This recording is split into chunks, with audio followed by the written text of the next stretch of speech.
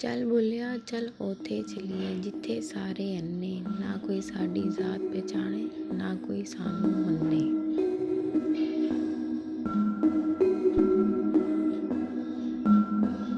ਫੁੱਲਾਂ ਦਾ ਤੂੰ ਇਤਰ ਬਣਾ, ਇਤਰਾਂ ਦਾ ਫਿਰ ਕੱਢ ਦਰਿਆ, ਦਰਿਆ ਵਿੱਚ ਫਿਰ ਰਚ ਕੇ ਨਹਾ, ਮਛਲੀਆਂ ਵਾਂਗੂ ਤਾਰੀਆਂ ਲਾ, ਫਿਰ ਵੀ ਤੇਰੀ ਨੌਕਰੀ ਪਹਿਲਾਂ ਆਪਣਾ ਆਪੇ ਪਾਈਆਂ ਕੁੜੀਆਂ ਤੇ ਆਪੇ ਨਚਾਈਆਂ ਢੋਲ, ਸਾਡੇ ਬਣਾਉਣਾ ਅਰਸ਼ ਕੁਰਸੀ ਵਾਂਗਾ ਆਪਣਾ ਬਹਿ ਕੇ ਸ਼ੋਰ, ਬੁੱਲੇ ਸ਼ਾਹ ਸਾਹਮਣਾ ਨਹੀਂ ਜਾਵੇ ਕੋਈ ਹੋਰ, ਸਾਡੇ